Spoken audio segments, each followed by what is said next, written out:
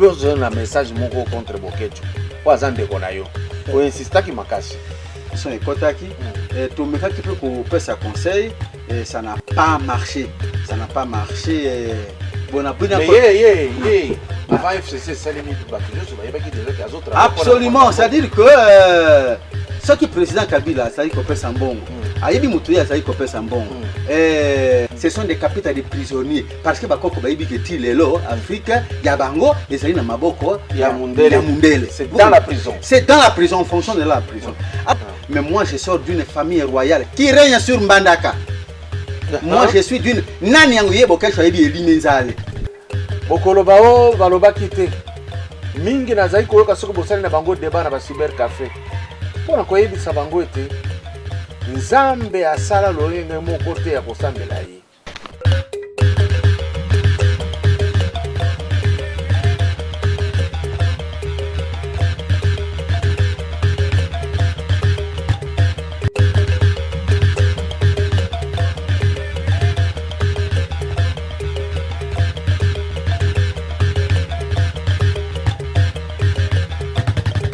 Avant de commencer, rassurez-vous que vous vous êtes déjà abonné à notre chaîne Kadiombo TV. Et n'oubliez pas de cliquer sur la cloche des notifications et de commenter nos vidéos. Merci. Papa, maman, au Fandi na Royaume-Uni, topé aux Zalandeko na Londres. PSAE Sango y agence de prêt, yaba professionnel. Yango Oyo avec des diplômes universitaires y a Royaume-Uni. Na Kinshasa, toza sur quartier Kimbangu, croisement Elengesa, Makanzu na rez-de-chaussée, y a immeuble Jimbo, commune ya Kalamu. Van ezakoya na ndaku na yo na Angleterre, pona kozwa biloko, kotinda na Kinshasa, kolina yo ya lolenge nyonso. Olingi otinda nini? Mutuka, carton, vélo, biloko ya kolia tope biloko ya ndako mobimba komi tungisa te. Kafrex otindi miliki e komi peba meli. Yo ozana nord to sud de Angleterre, benga biso na ba numéro oyo 00 44 747 48 01 087 00 44 74 66 43 67 59. Kafrex eza na Angleterre ti na Écosse. Kafrex et Salakapé fret aérienne. Avec plus de 15 ans dans le business, Bokozala de cité. Pour plus d'infos, visitez notre site web www.kafrex.com. Kafrex, au-delà de la satisfaction. Balingami bandeko nyonso yo bukutani kuna na Europe, États-Unis, Océanie, Afrique mobimba na awa na RDC. Tolobaka na bino que notre émission est socio-politique et spirituelle parce que besoin na biso ya RDC zanakati. Na bengi lisusu grand maître Lobola Lo Ilondo pour que totamola na ye lisusu. Et loko moko nazo senge zande boye. Bamindele bazwa tan ya kotanga koyeba noir. Alingaka nini? Aboyaka nini? Makasi ya mutu muindo za na kote nini? Faiblesse na eza kote nini? Avant ba ya ko coloniser, bakotaka mbala moko teke ba coloniser, bakotaka lokola baninga, bafandi, bayebi, sika wande baye ko utiliser méthode forte pour nous aliéner. Des fois ezalaka na biso, surtout ba oyo bazana croyance, bazala ba musulman to ba chrétien, mi bale wana nde bazalaka trop brutal. Soki ozo solola na ye alingi kaka nyonso ko uta na munoko na yo ezala na verset ya ye oyo to surwat ya tanga. Le monde ne peut pas marcher comme ça. Parce que ezala Coran ezala Bible e bandaki mokilité.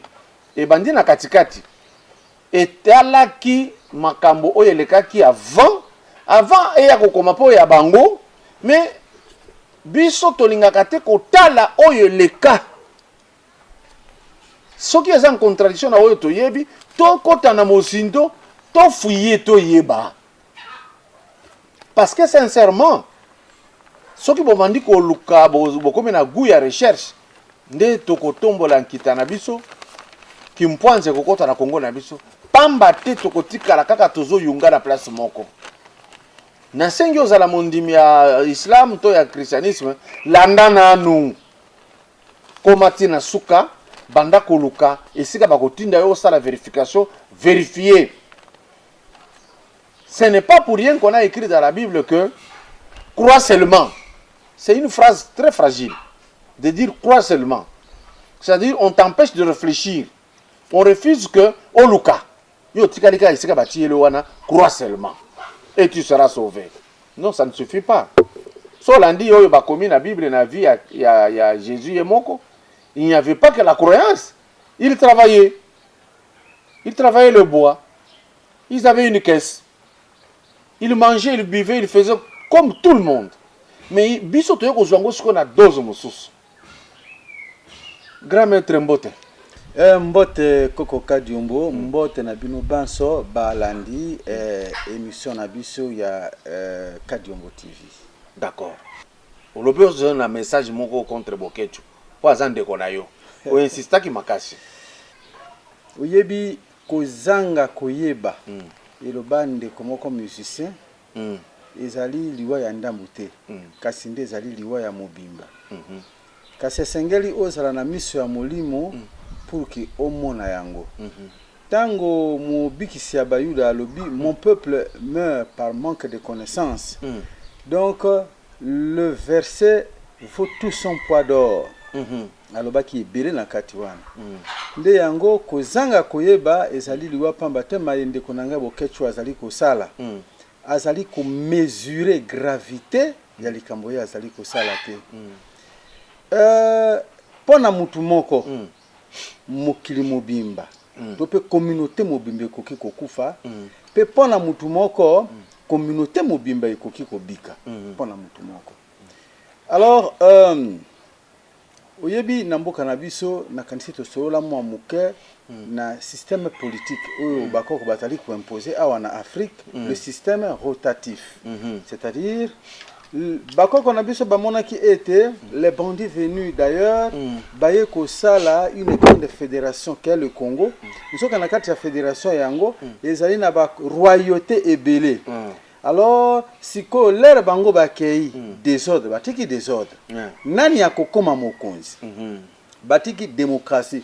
Or la démocratie ndenge bango batiki c'est un instrument de diversion et même un instrument pour semer la zizanie, le désordre. Alors siko lere bato bakota na démocratie na bango ekozala liwa. Alors bakoko baye ko imposer dans l'invisibilité dans notre espace invisible parce que c'est là que tout se passe. Oui. Baye ko imposer la théocratie en ndenge na bango que bokonzi na mboka oyo kobanda kolia ma à tour de rôle en se divisant dans les 4 royautés. C'est-à-dire que naibandel bakongo baliaki tango bakongo bazui bazwaki na Kasavubu. Bazwaki na Kasavubu. Kasavubu a comprendre jeter et a commis ko sale la catholique ndenge ya utaki na classe na bango kuna. Bangala bazui. Bangala basali temps na bango et même avec un temps additionnel.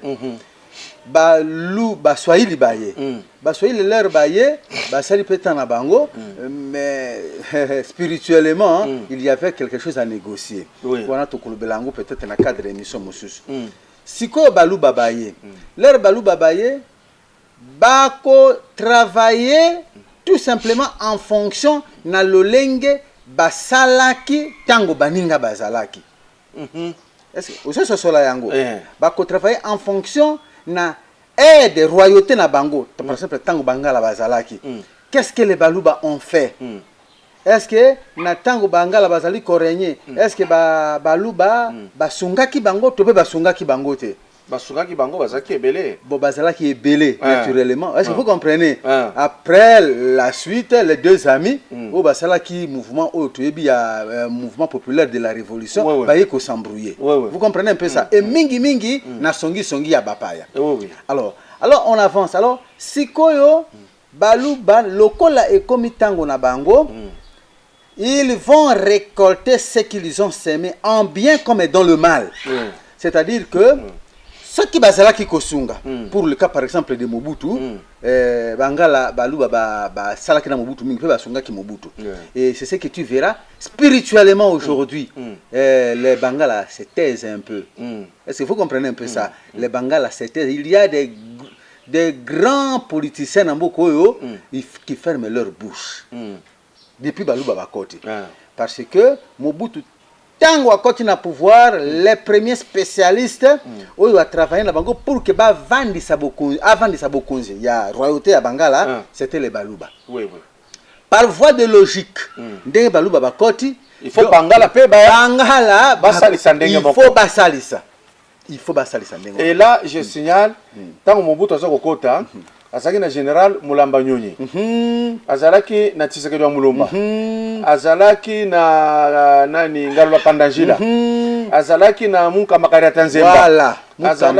Azalaki belé. Et Mobutu sikoyo pour visser assurer l'intégrité du territoire netingai natikalaka koyeba te ke Mongala pe azalaka mokonzi parce que à l'Équateur bakonzi comme d'abord gouverneur na biso à l'époque Mukamba Kadia Tanzemba et on appelait le wana Bozo Bina Bajale le wana le gouverneur c'était lui et tous les administrateurs du territoire donc mingi zalaki bakasayen siko azozwa Bangala azotindika bango donc moi politique wana aye ko assoir makambo naye c'est dans le bien nde asali yango vous comprenez alors soki Baluba basalaki ndengo wana bolamu wana bako récolter yango siko mabe pe bango basalaki baninga pe bakotia bango ba croque en chambre vous comprenez un peu malamu o bango balonaki bakobuka yango mabepe o bango balonaki bako récolter yango ça se passe comme ça il n'y a pas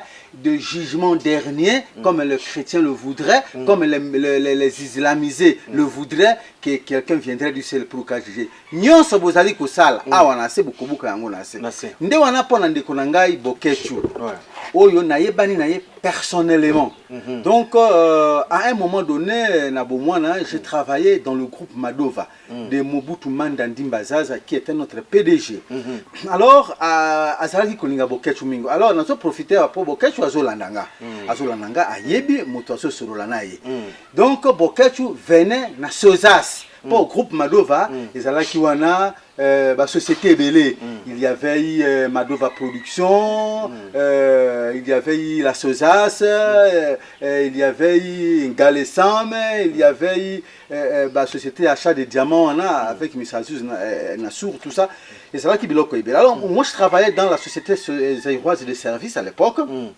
où ils allaient s'occuper na ba service ya Mobutu Manda donc c'était le groupe Madova et lui Bokechu venait ce qui net il y a Betty concert Mobutu Manda sengia beta concert na résidence il vient moi je travaillais à côté du colonel Ekondo qui était vraiment le fondeur du pouvoir de Mobutu Manda et Bokechu venait dans mon bureau il percevait ses émoluments donc pendant où jambon on a na bureau nangai et on se connaît alors maintenant, c'est quand même un jeune garçon que j'ai appris parce que tout côté moko et il y a une danse wana bofenya. On n'est pas na biso c'est culturel hein. Les ali ba koko de batu balataka ye pour kasala yango. Alors, une chose m'étonne.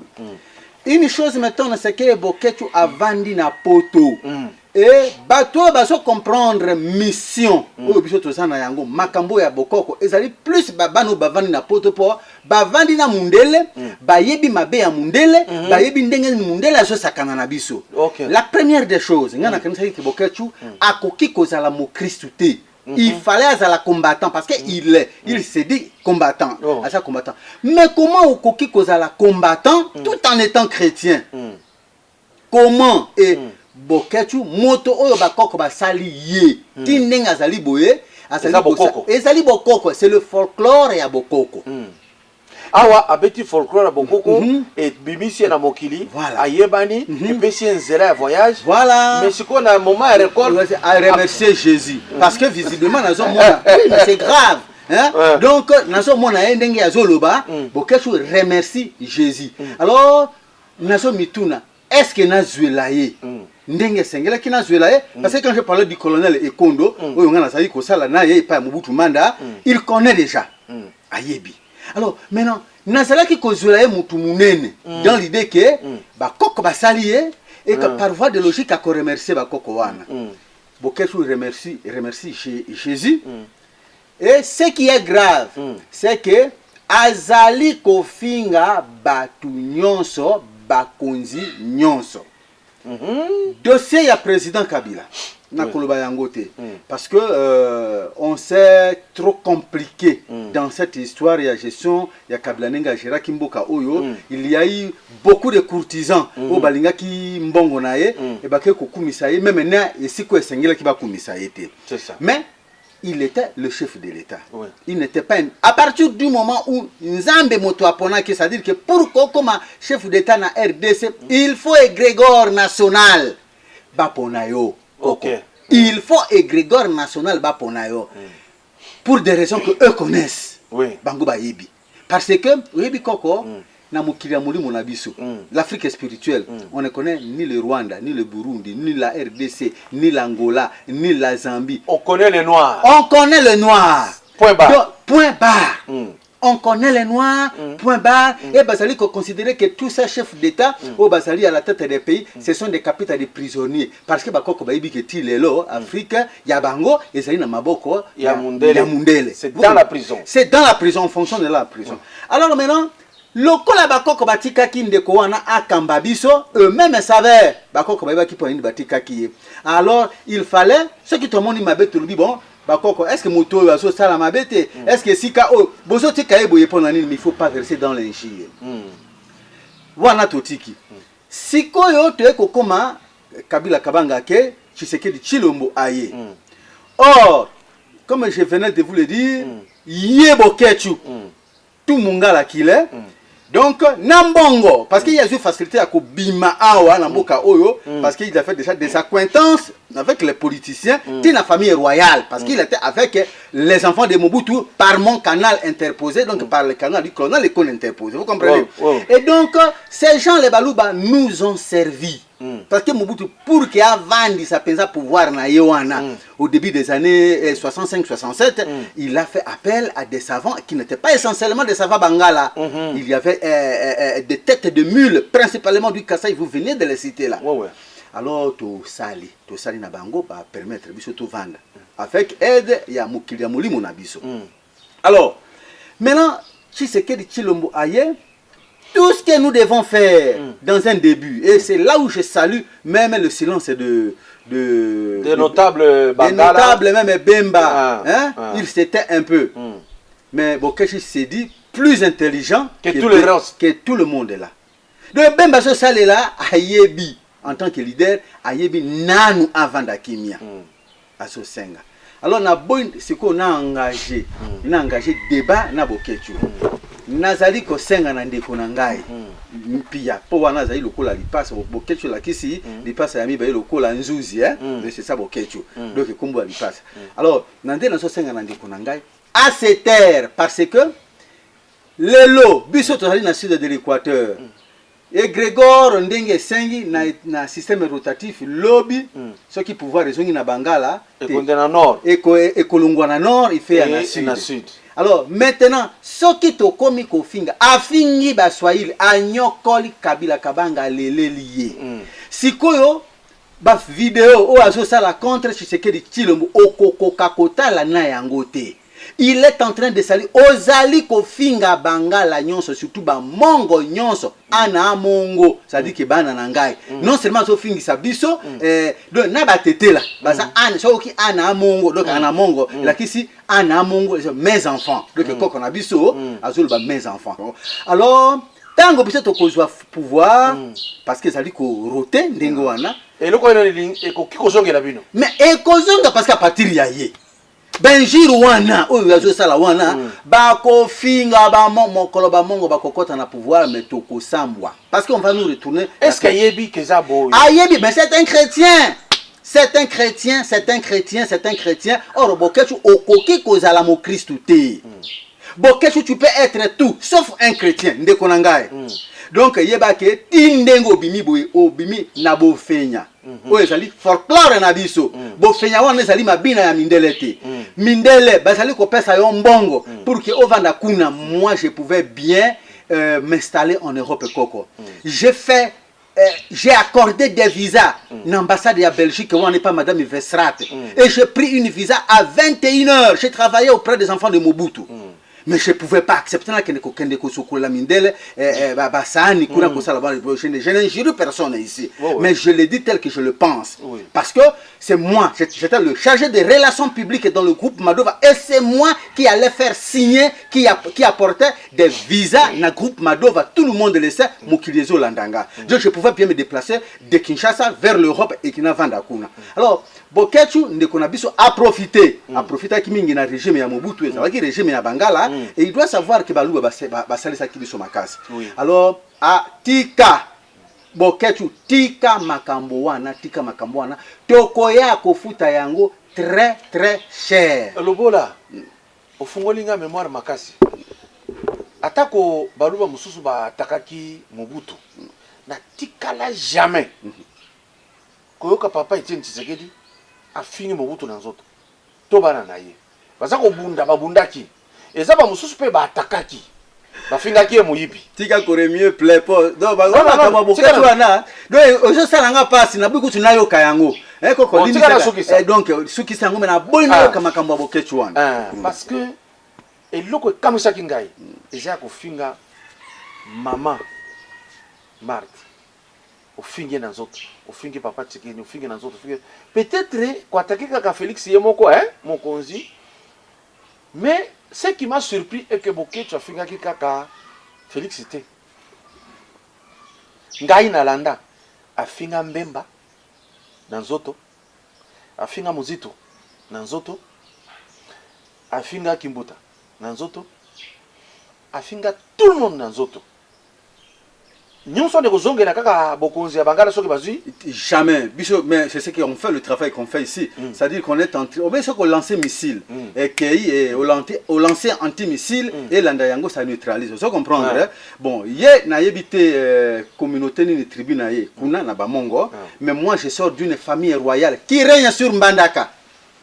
Moi je suis d'une nani yango yé Bokechu yebi elimenzale ngana zali mwana ya elimenzale Mbandaka mubimbe yebi elimenzale parce que royauté wana ezo kende que s'étendre ti na bikoro la kitumba mobimba, c'est ça, vous comprendre. Alors ngai lokola mwana na botami na kati ya royauté ya mayeli mampa lokola Bokechu lobby yango na longoli yango na ye na longoli yango et ko frapper bisoté peut-être koki kozala individuel et afingi yo moko lobi wana afingi na babemba afingi donc et ko risquer ezala autour ya yepo azo sala ngo pona kolia pe komela na mundele, mais nous on a travaillé à Boma et Pelé makasi, mais koko na banoa zwa mukanda moko kombo na yango du sang sur des lianes mukanda wana du sang sur des lianes batu nyonso tu oyo komona bazali kuna bakati maboko batu ya territoire de Bikoro.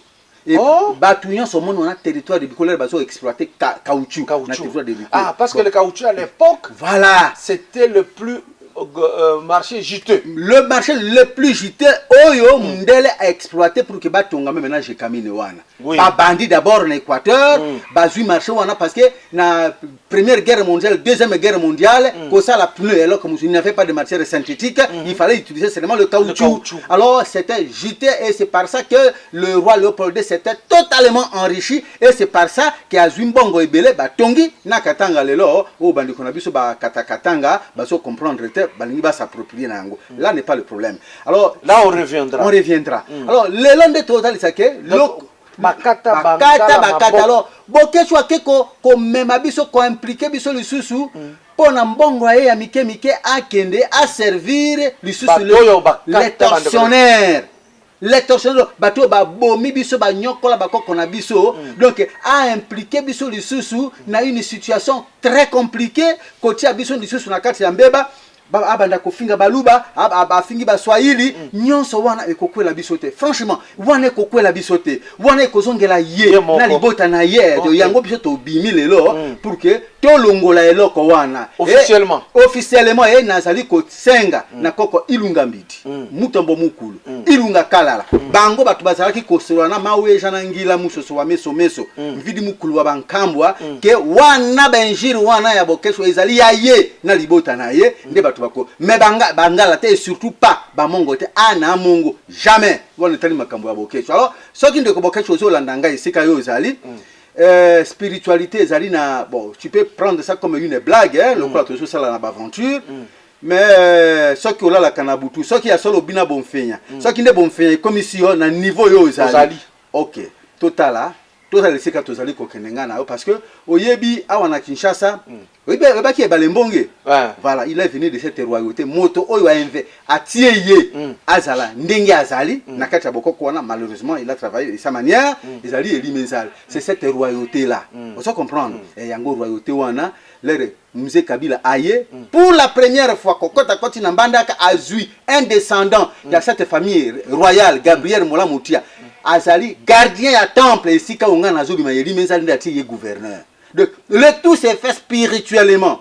Or visiblement boketu wana azape pambate. Donc boketu azape mutu, aza mutu mais ndenga zako c'est compliqué na bambongo ya salité ya mundele azo comprendre. Alors boketu belela mfumu kimbangu bien pona oki otanga ka kombo na ye. Belela mfumu kimbangu benga elimenzale, benga bakoko na obatalisa. OK, tu ne dois pas te compliquer la vie comme ça pour ko défendre mindele au servir bango par l'injure. Parce que vous avez cité la spiritualité et la religion, différence des années entre les deux. Bon, la spiritualité c'est très différent de la religion. Spiritualité ezali bunzambe, la connexion avec les esprits. La religion c'est une organisation humaine d'embrigadement idéologique des masses. Et cet embrigadement idéologique se sert de la spiritualité. Donc ils en abattu mususu o bazali mayele mabe oyo bazwaka kombo ya nzambe to pe bazui bunzambe basaleli yango pour des fins individuelles ou communautaires. Exemple, les enfants d'Israël, actuellement les occidentaux, bazali na spiritualité na bango. Na spiritualité na bango wana oyo naturellement kutu ba kopia ba modèle na biso, bazali na koko na bango Marie, bazali na ba Joseph na ba André et bango ne batu basali ke bazala ndenge bazali ba inspirer bango mayele. Alors sikoyo pour que ba diriger mokili, baye ko sala eloko moko o babengi la religion oyo bango ba mikomisi les prêtres. Une organisation séculière, bazali na cardinal, bazali na ba évêque, bazali na ba prêtre. Bae ko komisa ba prêtre na bazape na pape. Bazape na pape na bango. Alors sikoyo cette chaîne là, cette organisation là, nde bae ko kosa mokili, balobisi ba talisete ou yango nde bonzambe. Donc tu le reste non. Le reste non. Donc ils ont inventé une religion pour prendre en otage le reste du monde, pour diriger tout le reste du monde au nom de Dieu. Pourquoi ils le font? Tout simplement parce que à un moment donné, ceux qui errent, parce que c'est une question d'air, d'une époque, d'une période. Oui. Ceux qui ngonganabino ekoki, vous allez diriger le monde. Et malheureusement, nous aussi on l'a fait. Nous aussi on l'a fait. Tango biso tozala qui au top, il y a civilisation na biso Égypte antique. Nde tu imposes ki bango babanda pe ko sambela Amon. Zambia bakoko na biso Amon Ra. Et puis on a fait tout ce qu'ils nous font aujourd'hui. Mais tant que Abraham a dû changer de nom. To latisa bango na bakombo ya biso. Abraham c'était son nom, a commis Ibrahim. On se comprend. Ibrahim. Nzambe ye wana Ra. Ça signifie comme ça.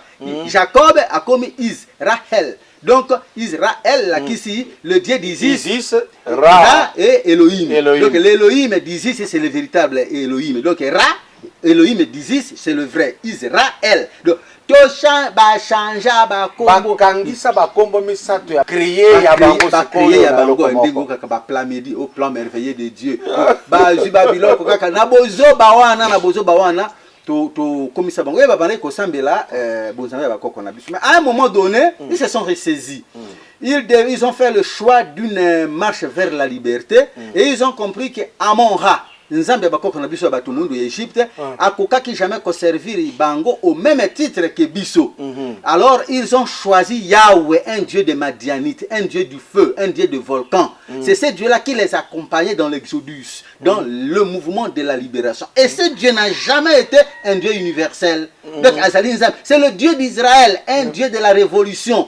Un dieu vers la liberté, un dieu de l'exode. Il devrait se dédouaner. Il devrait se dédouaner absolument, se libérer d'Amon-Ra, le dieu des Égyptiens. Pour avoir leur propre Dieu. Pour avoir leur propre Dieu, pour un Dieu qui les accompagnerait vers la liberté. Est-ce que ce n'est pas un égrégore qu'ils appellent Yahweh? Absolument. Yahweh, c'est une invention des enfants d'Israël, Kokoka Diombo. Ce sont eux qui ont créé Yahweh. C'est leur égrégore. C'est l'égrégore qui les a libérés. Ils ont adopté ces dieux-là. Et Nzambe Wanande a libéré Bango. Alors, nous, qu'est-ce qu'on peut faire aujourd'hui? C'est qu'il faut non pas copier Bango, mais imiter Bango. C'est-à-dire que maintenant que nous sommes devenus leurs esclaves, alors pour que tout se libère, il faut tout ça la traversée du désert, c'est ce qu'on est en train de faire. Et en traversant le désert, nous devons nous libérer de Yahweh et de son fameux fils Jésus. Et ce n'est pas ce que ce n'est pas ce que vous avez déjà fait, parce que Bango Bazani na Yahweh, Bazani na Jésus-Christ, Bazani na Marie, Batie Joseph Pemeni, Bara Misato, Batie na Saint-Esprit côté. Mais Tozana Fumugimbango, Tozu Kimpavito Tochie na côté, Tozana Fumugimbango, Ayeko Bota Mashikoyo Simo Kiangana, mais na kati wana tozali na Diangenda, Dialungana, Kisolekele. Bango peut passer Misato te? Ah, Koko, baby Sima Solo. Oh, baby Sima Solo. Bon, revenons un peu à sa première question. On va comprendre la différence entre la religion et la spiritualité. Donc, spiritualité, c'est une des bonzambes, le bouddhisme, l'hindouisme, où le bonzambé, où il traverse la frontière. Mais à partir du moment où il y a une organisation humaine, où il faut imposer pour que vous rendre baninga esclave. Ça peut traverser. Ah, ouais, il traverse. Mais la spiritualité est traversée. La spiritualité ne traverse pas la frontière parce que... Alors, maintenant, on le dit, les Yahweh, c'est un égrégore. Ils ont placé, si bien qu'au bout, ils ont dit que à peine à Congo, ils ont la Trinité et Zandengwana. Mais nous n'arrivons pas à comprendre. Hein? Tant que nous avons balongwa na christianisme, basaraboye, biso peto nyokola ki bango ezatu na bango bazo nyokola biso, éclaircir un peu bien. Pourtant la prophétie balobaka na Esaïe que un fils nous est donné. Il va naître. Il sera appelé Emmanuel, c'est-à-dire Dieu parmi nous. Parmi eux. Parmi eux. Nous, dans la lobby phrase, la phrase, Dieu parmi nous. Voilà. Nous les Juifs, nous les Israélites. Voilà. Dieu parmi nous. Quelle différence est-il entre Emmanuel et Jésus? Différence, c'est tout exact. Maintenant, mingi koko, donc c'est ça le problème. Donc, ndenge tulobaki batu na batu, basa na spiritualité na bango, et puis basa pe na ba koko na bango. Alors, Koko Oyo Aeko Sungabino, Azali issu na famille royale Nabino. Parce que c'est là le problème de réincarnation. Oyo Azalaki Yendepe Wana Akozonga. C'est ainsi que dans Matthieu chapitre 11 verset 17, Yesu abeti lisolo ya Eli. Alors mais Eli asi azonga bino boyebi yete. Alors les apôtres comprirent, il leur parlait de Jean-Baptiste. C'est la réincarnation. Alors Jésus, c'est aussi la même chose, c'est une réincarnation. Parce qu'on avait promis à David que il faut na descendance na yo. Mwana moko aya kozwa kiti ya bokonzi na yo wana a régné. Et c'est ça qu'on va trouver dans le livre de Marc chapitre 3 je crois, na Matthieu na généalogie. Jésus nde yewana aye kovanda na kiti ya bokonzi ya koko na ye David. Or David n'a jamais été un roi universel, il n'était qu'un roi de l'Israël. Pas universel. Pas universel. Universel. Donc la spiritualité ne traverse pas des frontières. Ça ne peut pas traverser les frontières. Au moins la religion peut traverser. La révolution parce que c'est un embrigadement idéologique, c'est du banditisme. Donc on est à la conquête. À la conquête. Donc la religion, c'est une histoire de conquête, comme le christianisme aujourd'hui avec l'islam. Ce sont les deux religions de la mort. Toutes les guerres que nous subissons dans le monde aujourd'hui sont le fait de ces deux religions-là. Rien à voir avec la spiritualité, rien à voir avec Dieu. Et donc, religion et Zali Bongo, alors le Jésus Emmanuel c'est une réincarnation. C'est une réincarnation. Donc, si pas de David, alors ça doit être de Salomon, un de leurs aïeux. Bon, alors, leur aïeux Akoya, à circonscrire pouvoir spirituel na ye na cadre ya pouvoir politique yo azalaki na yango pe parce que c'était là des politico-religieux, il faut le savoir que David était grand roi et prêtre. C'est comme ça qu'on les appelait. Deux rôles. Donc, grand roi et prêtre. Donc, au coquille, jamais cause à la roi sans cause à la grand prêtre. Donc, le président Félix ne peut pas être seulement président, il faut à la prêtre. Il faut à la prêtre. Dans la spiritualité africaine. Dans la spiritualité africaine. Et là, c'est très bien pour m'avoir rappelé. Donc, terminons avec Jésus pour dire que Oyo ba prometa ki na bana Israël et Emmanuel wana Dieu avec nous, c'est-à-dire Dieu avec eux. Wana ezalaki Oyo azalaki le rejeton de la tribu de Juda, le descendant de David. Yende wana arenyaki. Par contre, le bandit qui est en train de créer toutes ces églises que tu vois aujourd'hui, Jésus, c'est une invention des Grecs parce que Jésus nde Yesu. Jésus nde Jésus, le roi des rois de la terre. C'est le politicien que les Blancs ont inventé pour dominer le monde. C'est un égrégore. C'est-à-dire que c'est une invention grecque. Occidentaux adopté parce que si tu as civilisation na bango et bandi na civilisation grecque donc ici sinabiso pratiquement toute la trinité Osiris, Isis et Horus. Donc le père, le fils et la mère. Mais maintenant pour tromper le monde, au lieu de parler du père et du fils et de la mère, on parle du père et du fils et du Saint-Esprit pour tromper les petits esprits. Donc on ne peut pas avoir un enfant et une mère sans avoir le père. Ce qu'on comprendre bien, Koyana et Grégor, Jesus Christos, les Grecs, et Sali Karabiso Mabete, et Sali même Naba Israélite. Oui. Et il peut dominer Bango. Et c'est peut dominer Bango. Alors, Bango, il fallait pas la dominer Ndengouana parce qu'au fait, ils n'ont pas été prêts à recevoir leur propre égrégore. Parce qu'il fallait quelque part fonder Ango.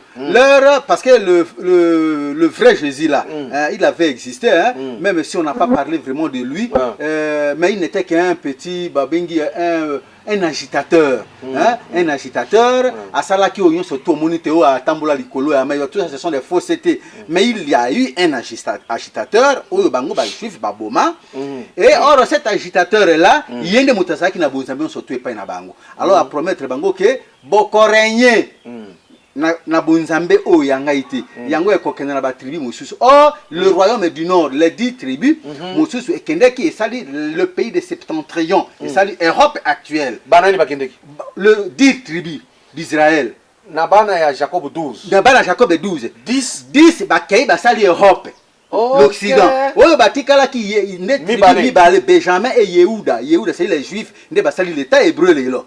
C'est ainsi que vous verrez que Israël et l'Occident, voilà, tromper à défendre Israël parce que ce sont leurs frères. Donc c'est les deux tribus qui étaient restées comme le témoin, les gardiens du temple. Il y a Mabelewana, le patrimoine physique, le patrimoine foncier. Les Yehuda, c'est-à-dire les Juifs qui ont gardé ça. Alors, Yehuda. Benjamin. Mais par la suite, Benjamin peut allonger. Belgique. À celle Belgique, exactement. À qui correspond à celle Belgique. Simeon, Ruben, c'est pratiquement l'Espagne. Simeon, c'est la France. Azer, Neftali, c'est l'Italie. Dan, c'est Danemark. Bakende Kibongo. Alors, Yehuda, les Juifs, lui. Voilà. Donc, Bakende voilà.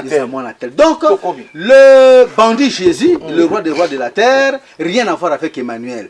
Emmanuel, nde moto yaki, kozongisa bonsambi ya Moïse, bayuda babola kuzwa yango, les occidentaux, donc les 10 tribus, nde bazwa ki yango moni Europe et jouir na bonsambi wana. Alors, bango ba européen de sikro, ba ko créer la religion au nom d'Emmanuel.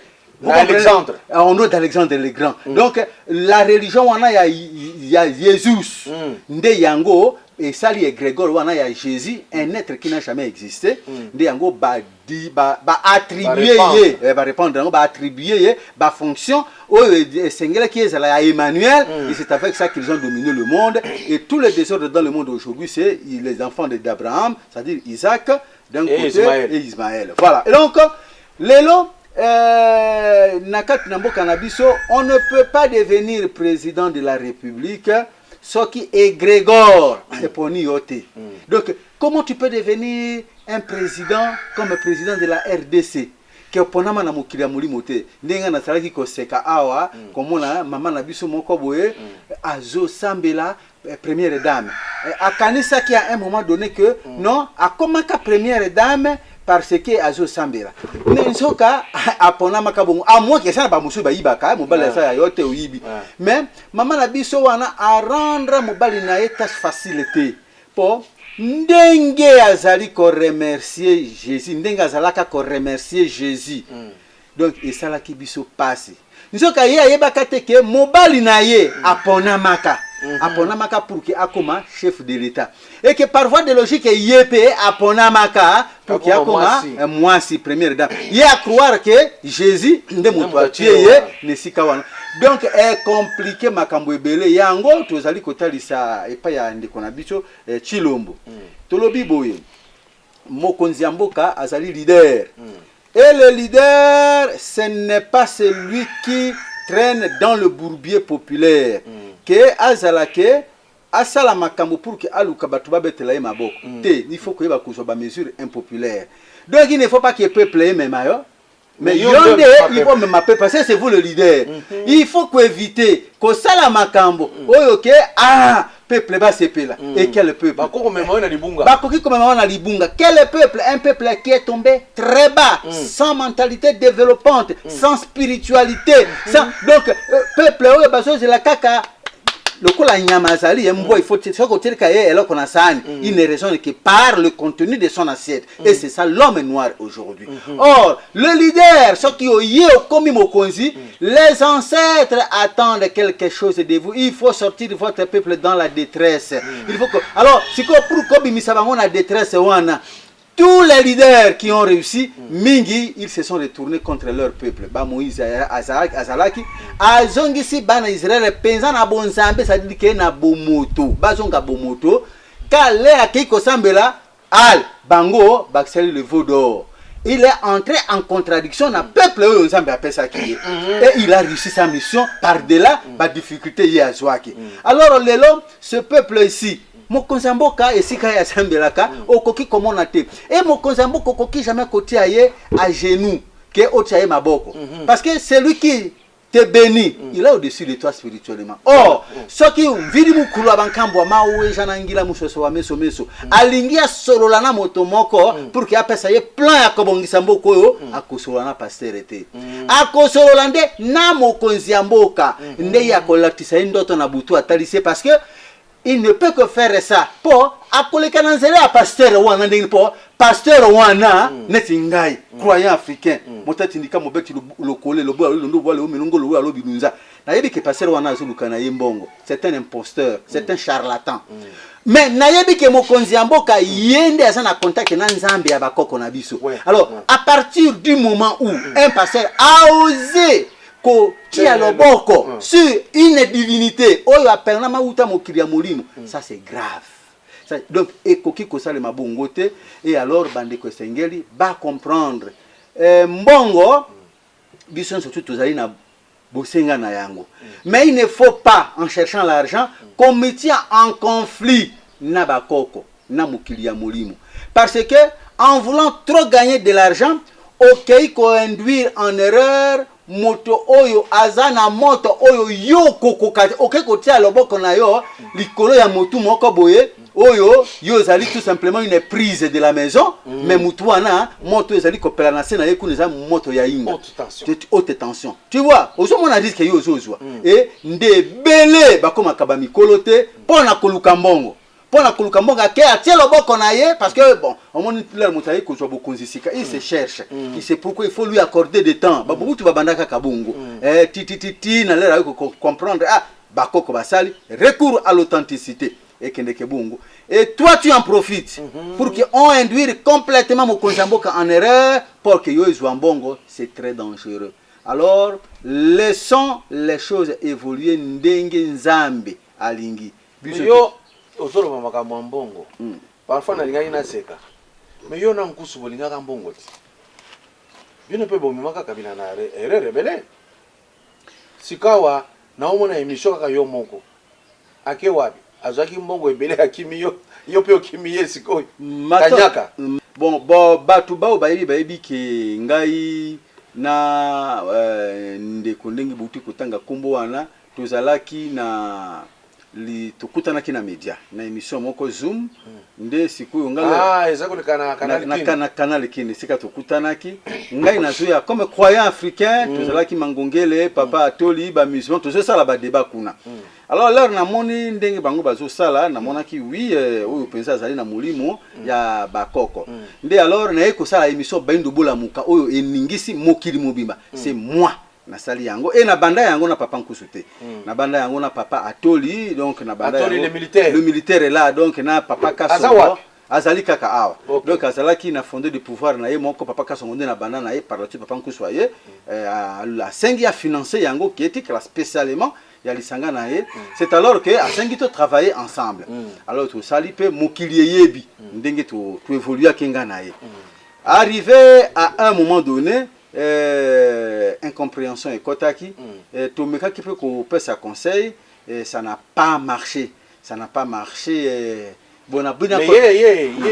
mais avant FCC Salimi Batunyo so ba ki déjà que azot absolument c'est à dire que ce qui président Kabila ça y kopesa mbongo ayebi mutu ya ça y kopesa mbongo mais ngai personnellement nakutana président Kabila te na yebina esika mbongo wango ezalaki koleka te donc mais na monaki tout simplement comme vous que makambo ezalaki kotambola vraiment na spiritualité lisusu te et quand moi j'ai constaté ça na longwa ki na vuvamu bien avant président Kabila a longwa quand le président Kaina Bokonzi na longwa qui déjà je ne suis plus avec papa Nkusue na zo senga na batunyo so bazo continuer ko benga ngai ko tuna ngai makamba papa Nkusue avuvamu donc vous devez comprendre que j'ai cessé d'être avec papa Nkusue bientôt et ko tozo que vers 2 ans donc c'est un peu cessé de me déranger là-dessus mutuna mutazo sala voix na et je ne vais faire aucun commentaire sur mosalo papa Nkusue sala batu batinda ki bazali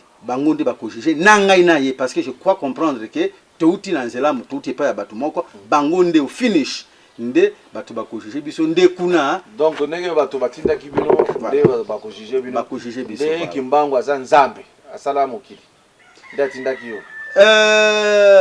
ebele ya bato ba oso memangana na zungila lisusu kaka makambo yango mfumu kibanga esika azali bazo memaye na matanga alela ndenge Jésus azalaki lelo bato balobi ke mfumu kimbangu c'est le Messie des Noirs hein le kola Mahomet et pas Barabe Jésus et pas a créé or eza bongote notre spiritualité n'a jamais connu de Messie parce que notre spiritualité et sera toujours. C'est une spiritualité. Et même à chaque individu dans l'état christique. Tu es toi-même le Christ, tu es toi-même en contact avec ton espace invisible. Et donc ça dit que nous sommes l'homme noir, qui est une spiritualité. On n'a jamais eu de religion. On n'a pas de religion de ce qu'on a. Nzambe n'a intermédiaire entre Nzambe et Nabato. Et ça, tu vas le retrouver dans les deux religions dites révélées, le christianisme et l'islam. La religion ou la spiritualité. Le bouddhisme n'est pas une religion. Non, ce n'est pas une religion, c'est une spiritualité. Bouddha, c'est un maître, c'est un enseignant. Azali ponte entre Batunan Nzambe, pas plus que Krishna. Vous voyez, donc, Ezali Bongo. Alors, awa batu bazui modèle ya Mfumu Kimbangu pour créer une religion. Comme ici Mfumu Kimbangu, comme le Messie noir, pour créer une religion. Or, ceux qui te disent que tu es la Bokoko, en 1921. Alors, qui a été le Messie des Noirs avant 1921? Avant 1921. Non, on était dans la spiritualité, on n'était pas dans la religion. Donc, c'est une copie de mauvais goût. Oyo, bande kobazo lingaba imposé et c'est là que est-ce que ça te que noir azaka kana souci ya christianisme ko linga ko voilà alinga adapté kaka absolument c'est ça le mal donc bateau et belo monde là ba mbengi bangunza bazali na spiritualité africaine ba créer ba église te bazali ba nostalgique des chrétiens donc bazali na christianisme sans qu'ils le sachent. Oh, ils ont quelques informations sur la spiritualité africaine. Ce qu'ils ont fait, c'est abandonner Jésus et la Bible. Mais ils tentent de remplacer Jésus par un autre Jésus, ce qui n'a jamais été le cas. Jésus. Et là, c'est le plus souvent, les alliés makambo ya posa, ya mbongo, ya kuzwa mbongo, comme le pasteur Bazo gagne mbongo au nom de Jésus, et fort malheureusement, et pas ya bangouza pe, et comme pewana, un marché pour gagner l'argent au nom de Mfumukimbangu. Et le drame, le danger, c'est que Bazo linga ba salir spiritualité na biso o ezala ki religion te donc to ezala ki na religion te que un pont entre Dieu et les hommes te on ezali makambo ya ba colon bato ba ko dominer bino il faut pas créer un système séculier de prêtres de cardinaux de papes alors ba créer organisation wana et à la tête ba tie un messie pour entrer en contact avec ces messies ou les qui na na bango c'est ça le drame donc. Et pas une abysse et nous menons justement un combat pour mettre toutes ces considérations de côté. Mais combat on n'est pas besoin mener. Oui que mindele yaki na religion mais il peut na ba invention moko boye. C'est-à-dire à part que pesa mutumbongo mindele tango aye asali eloko moko a créer aye na bakisi apesi batu asalaka ba fufu mususu musika ye aepesi bango et les noirs soki opesi ye lokola lingi loboko kaka kosenga fois na yenyo se komi na kati kuna vous pensez même pas bozana bilanga ba africain bo sala ya bino moko na batu kobela ba maladie qui se komi très cher donc vous maintenant ici au Congo na cadre de spiritualité bosi bo sala nini ya malonga po batu balanda bino na sima parce que congolais alingi kaka amona eloko moko physique ndalanda matono mingi koko na Congo tokosala nini parce que ba savant na biso ebele bakangami encore na kati ya christianisme parce que bakoko lero zoya na kati ya mokili ya mosuni boye ozali na ba don ngai bakoyi kopesa ngai lokola ngai bapesi ngai don ya koteya bakopesa ngai don ya kosala machine te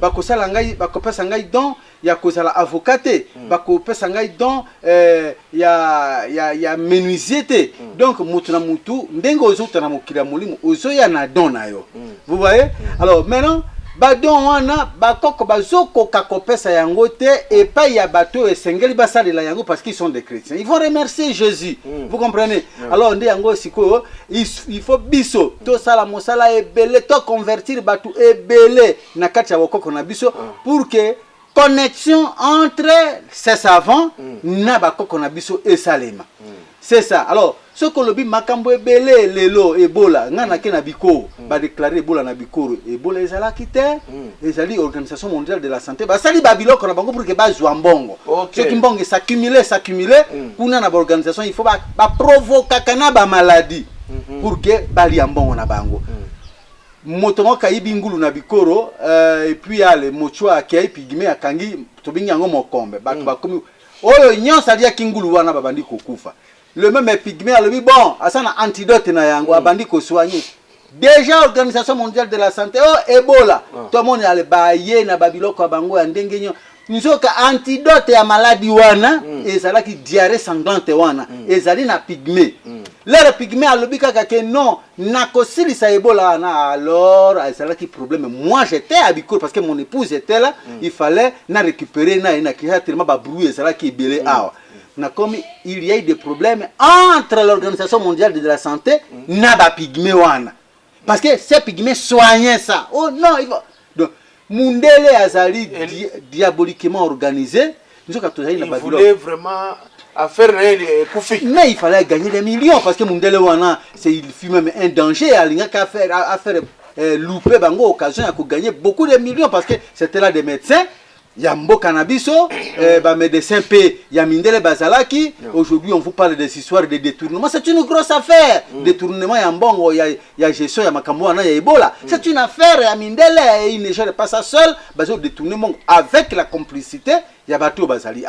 Alors, il y a tellement de charlatans dans ce monde-là que Tobuaka Kolobayango, Ngai Koko. Kisi oyo ngana sali na yango ya kobotisa oyo ezali ya mama na ngai azo botisa la kisi ngai yango na kolobela yango te parce que tous les charlatans ce sont tous des chrétiens, tous ces charlatans là, hein, balingi escroquer batu. Quand tu viens chez moi, moi si abotaka te koko nzete ezali oyo ki ezali boye basala kaboye et pour que ngana zwana snipes ki mama la kisanga ndenge ezali, ça dit que na vivre na moni yango. Est-ce que ta moi soyo à côté ménopause, vous assurez que voilà, c'est scientifique. Moi c'est à côté ménopause, c'est-à-dire que la faculté Yakobo Taizali suscité, on se comprendre, alors c'est un cas physiologique alors et que simbate. Mais moi sur Azali Kobota, Azana ba règle naie et que par exemple à juiser le kika kaboy ou soit abota kaka kate mais Azana ta Yakobota. Ou ana pensa ko kona. Bon, enfin éviter na mona na no penser c'est que je raté. On se comprendre yo mutu akokolanda yo na kawana akobota. Mais automatiquement, je l'ai dit automatiquement parce que ba maladie mo c'est dit tropicale mundela okakosala te. Donc on a ça na kisi moko ya kibeka. La splénimégalie la splénimégalie mundela akoka yango te. Oh splénimégalie la dorserate. Ezali malaria soki leki ebele elierate. Koko mundele na lingaki donc mwana na komi na désespoir moyen ezali te. Ba antibiotique nyonso esilikisa malaria nyonso esili mwana bikaka te, fièvre esila kate, fièvre antipaludique esili, antibiotique esili na kenango na ngaba epa mama moko. Asimbi na libumubwe asimbi papa oyo ngaye bale beti penza albi beta pesinga simba mwana beti we papa na beti ozo katina na so kapela ozo kandike libumezo le latena oui so na mwana ona beti mwana mususu albi aucune différence alors asali kisi ko kalbi dans 3 jours mwana ko akobeta bale. L'enfant a fait encore 12 ans. Après 3 jours, moi a beti balé et na lobité il faut na meka. Na komi na bakoko. Alors na biki ici pratiquement bakoko na ngai misato sans compter moi na ngai. Alors maman on a lobby non, je peux pas laisser ça. Nazui yango. Alors ça dit que une maladie tropicale oyo médecine occidentale koki gobiki sate. Donc kibeka. Ezali donc ezali ba matiti yango malheureusement et comme ko bunga ba matiti yango tout ça alors mais ezali angine na yebite ngai na bela angine batwa bela kisi on na sana yango na angine koko bon on vient pas faire la propagande ici mais eza pasi moi na nga abeli minu akei na kisenso azui ba bimisie kusu na kati ya mine.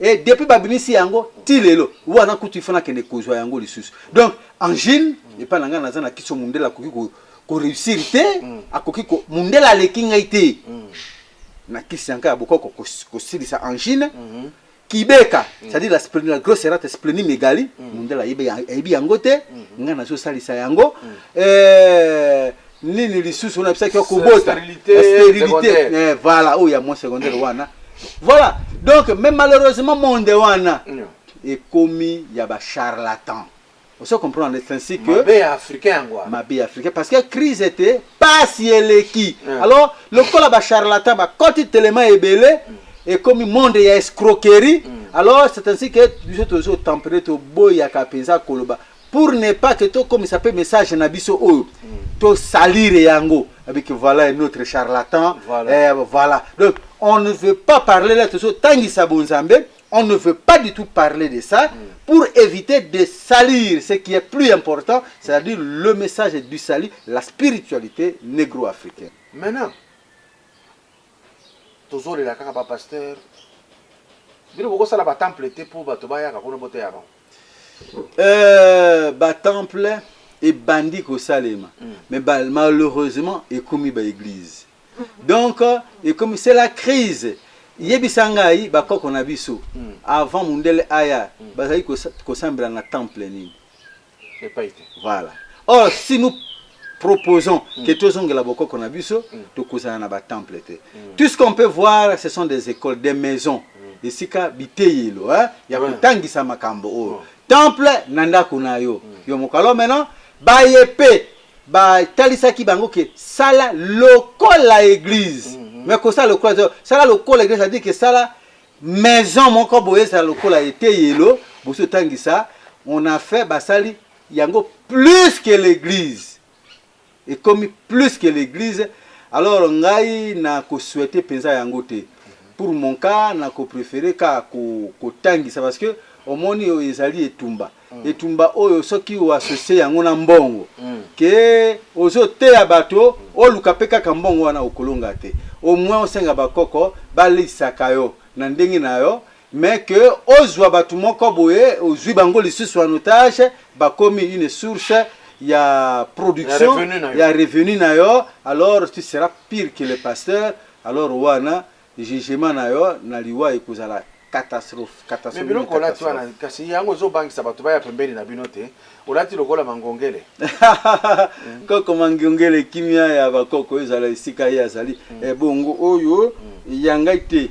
J'ai hérité ça de notre chef coutumier koko elimezala nkangeli monga nonka moyo monkulu na mombiso ke patala lande mpila inyo voilà donc elimezala nkangeli mo elima ya mai wazala ki mokonzela kitumba ye mwana ya mombisoko oyo alalaka na liwate po ye azaka na mama na ye wana ayiko ibisa ye ayiko extraire na libala na matada lobitwa okubala lisusu mobali ote okeko za la reine kuna pa na biso akomi kubimela ye ndenge tozo solo boye akomi koyebisa ye makambo sala mosala boye. Donc alors ye pelera bandaki kosala mosala wana za ipe kobenga mama na ye mombiso ke patala lande mpila nyi mombiso ko oyo alalaka na liwate donc azongi na mokila mulimo mais azobima azosolola kana ye nde biloko ye elimezala nkangelo mazaki kolata. Alors parmi yango ndengai na hérité yango à travers mon épouse parce que mon épouse c'est sa fille aînée. Voilà, moi je suis son gendre bien que tobala na kati ya famille parce qu'en fait c'est ça le sang royal les alkamingi bongo balinga kate le sang royal est musika. Donc il fut ma tante maternelle et moi j'ai pris en mariage sa fille pour protéger le sang royal. Et donc oyo ezali kaka ndengo moni yango sombaka yango te na butu mutu moko alali abayebisi ke kende to pesi yo biloko oyo memela reine limezali nkangeli yombo ala muki azana mbete ba pesi nga biloko na memlede akei na mai kosala bandobo na ye atimoli boye pati mola boye molangi kuna na kati ya molangi atala boye plein na ba perle bakanga yango bien lere kaka simbi yango abandi kozaka nini pa amoni ndoto o balakisaki ye ale atiki na pao na bandobo azuka kamulangi wana mbangu epa ya koko elimi nzala biloko na yo bapesaki nga yango na butu yango ya azokoka na kotala yango tarebiale mama pe azui yango ale nde aye kosala oyo. Donc ce n'est pas venu de ce monde et uti tout droit kuna na babengi yango bakongo babengi mpemba kalunga baluba babengi yango kala kankomba oui yango kala kankomba. Donc oyo utina kala kankomba. Voilà tout ce que je peux faire kosala awa ezali nala kisabango le sambo ndenge ya kosambela na lomongo et à travers le sambo nanga wana batu nyonso pe ba profiter ba yemba ndenge ya kosambela. Iyo wankamonga mpembe na nkamba na biloki ne ungeli bokote yali mola mwanza motaki na nkamba lokena nkume papo nkume vitale yaka konkawa na ndeta ba moholo. Iyo wankana wankango yambe mwazeli menzale nkangelo mbo makana wankama yeli mampa yeli mpolo yeli mpehe yeli vitale yeli mekwa yeli menkondo yeli nzo yeli limilunya imotoko yeli malamba ihanguma yeli pilewanga na yeli nkambe mpembe makeli mola mulokanga motaki na nkamba lokedelinge na wole ngo yambe mwazeli menzale nkangeli yombo nganuka muyo munkuli na mubiso ke patala la ndempira inyoni. Yo wankana wanka irunga miti mutombo mukuru irunga kalala nkoko msiri nkoko ruweji nkoko mwate yafe nkoko ngobila nkoko ngabedila nkoko makoko nkoko ngaliema yaki mpafita mbuta macho mbuta lumumba museka bila shakazulu sankara kwame kruma na sekuture bankana wanka Cheikh Diop bankana wanka agotime mama nzinga mama kimpa vita yo wankana wanka mama ya mega mama wanjile bagde ono hiyo princesse de Ima Côte d'Ivoire reine de Baoulé yo wankana wanka ngali fornu bakana waka Cheikh Diop bakana waka Marcus Garvey yo wankana banka kawa ya iyo boya kaka ohilaka pepepepe boyalelaka na yo na mfumu kimbangu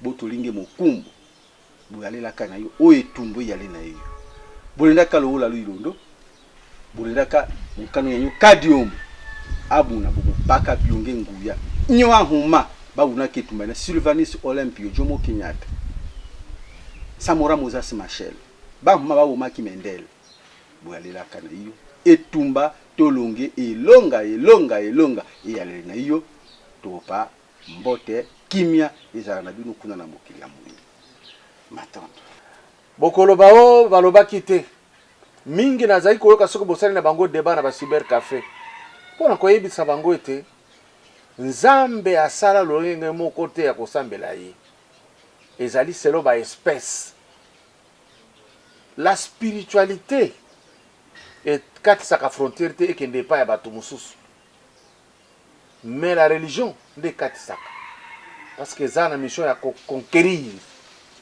koforce te moto azala ndenge wana yango wana christianisme ekotaki mpo baconquérir biso koconquérir eza bitumba bakotaki na manduki basalaki makambo ebele nayebisaka bato tous les jours ngai mpe nasalela christianisme lokola bino nakomaki nde na niveau nasali bilan mutu normal ifo asala bilan mwasi oyo nazosala na ye fiançaille tala ndenge azali ta ndenge azali tel ndenge azali eske nakoki kobala ye to naboya nabala ndenge mosusu soki sikoyo bato mosusu bazalaka aboyaki mwasi ake kolinga moko asali bilan amoni ke ezosimba te azokeli mwasi na ye bakoko na bino basala bino nini oyo bakoko bana biso bisusu vous ne pouvez pas vous poser des questions na esika bozali na poto bokuta ba monument otuni balobi oyo aza koko stela asala makambo tere bona boye